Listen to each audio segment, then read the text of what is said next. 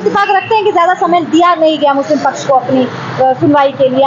ऐसा मुस्लिम पक्ष का दावा है कि हाई कोर्ट जाने के लिए उनको उतना समय ही नहीं दिया गया, जल्दी से जो है ये खुदाई का काम जो है ASI archaeological survey of India ने शुरू कर दिया। अभी ये शुरू किया है नहीं किया है ये मुझे नहीं पता है मैम, लेकिन मैं बार बार कह रहा हूँ मंदिर मस्जिद का मुद्दा जो है ये कोर्ट में अगर जाता है तो ये हम वो कोर्ट का ये रहता है पॉइंट ऑफ व्यू। जनता की जो समस्या है उसको आप धर्म से कैसे जोड़ के देख सकते हैं ये बताइए जरा। जनता में जो समस्या है, जनता में समस्या आज बताइए लॉ एंड ऑर्डर का समस्या है नहीं है। हाँ, जहाँ जहाँ डबल इंजन की सरकार है वहाँ जनता की हालत क्या है आप बताइए। डबल इंजन की सरकार उत्तर प्रदेश में थी, डबल इंजन की सरकार में क्या हुआ, हाथरस होता है। डबल इंजन की सरकार में उन्नाव होता है। डबल इंजन की सरकार में जो है मालिश होता है। ये प्रकरण आया था नहीं। डबल इंजन की सरकार में जो है कोई प्रतिनिधि जनता पर पेशाब करता है। डबल इंजन की सरकार में तो उसमें पता चला कि मुख्यमंत्री आके उसका पैर धोते हैं। अब ये बताइए 2 दिन पहले किसी ने मतलब मल खिला दिया है, आपको पता होगा। 2 दिन पहले 1 दिन पहले की घटना मध्य प्रदेश की। तो अब बताइए मुख्यमंत्री अब क्या धोएंगे ये प्रश्न।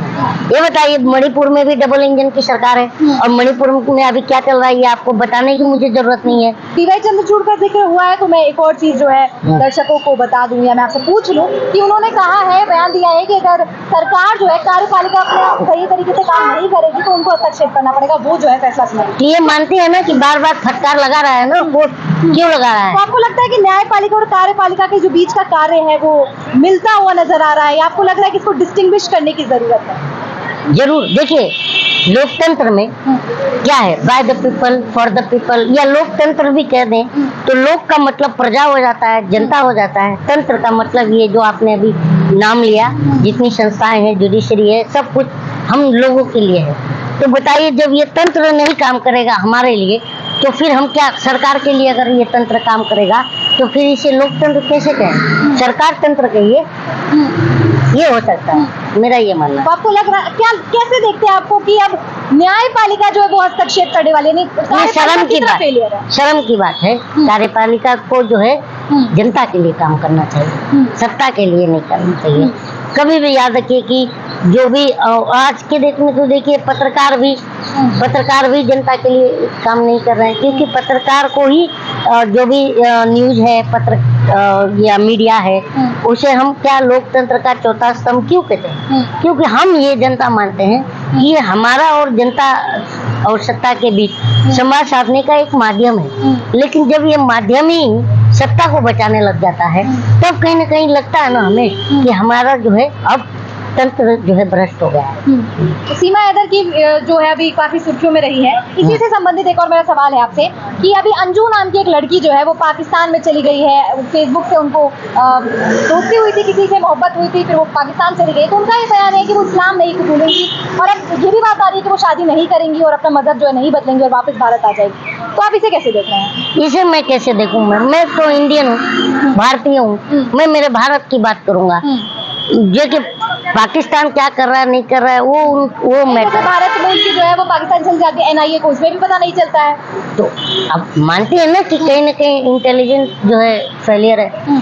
और नहीं, मुझे तो इस वाले केस में ये लीगल तरीके से गई है, इसमें कोई ये नहीं है। लेकिन जब कोई अनलीगल तरीके से हमारे भारत में प्रवेश करता है वो तो प्रश्नवाचक जो है ये हो जाता है। काफी लोग इसे धर्म की दृष्टि से भी देख रहे हैं कि हाँ वो वीजा लेके बकायदा गई थी, लीगल तरीके से गई थी और उन्होंने कहा जब उनका एक्सपायर हो जाएगा वो 21 अगस्त के आसपास जो है वापस भी आ जाएंगे।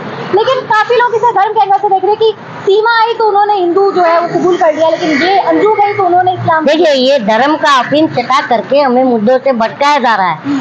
आपको पता है कि शिक्षा की स्थिति हमारे देश में क्या है, स्वास्थ्य की स्थिति हमारे देश में क्या है। आपने उसका एग्जाम्पल अगर आपको देखना है तो यूट्यूब पर ही देख लीजिए, कोरोना काल में जाकर के कि लाशें कुत्ते नोच रहे थे, नहीं नोच रहे थे हमारे जनता का।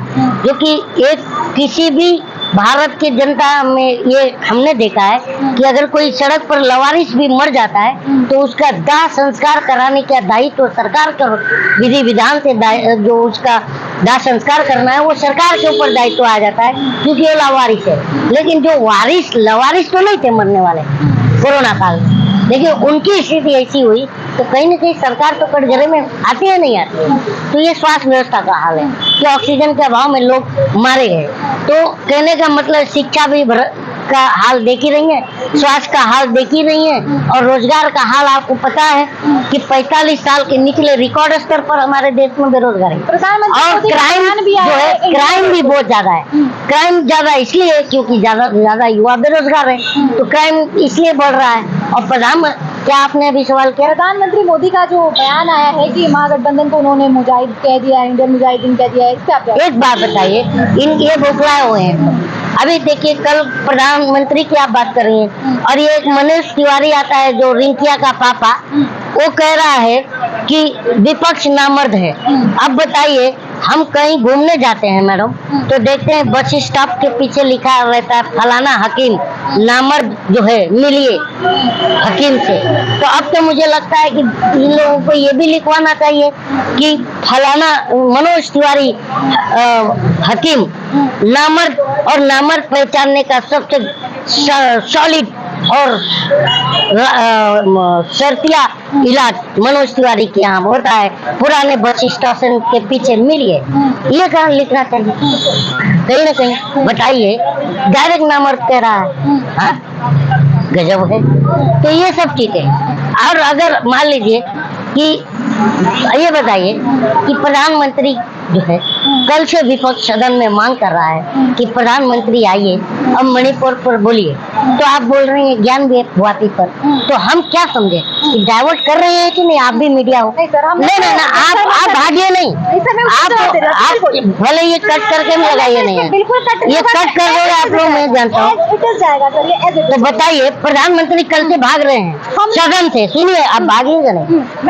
हाँ, तो वही चीज कह रहा हूँ, प्रधानमंत्री कल से सदन से भाग रहे हैं। कल एक राज्यसभा सांसद का जो है जबरदस्ती निलंबित कर दिया गया क्योंकि वो मणिपुर पर सवाल कर रहा था।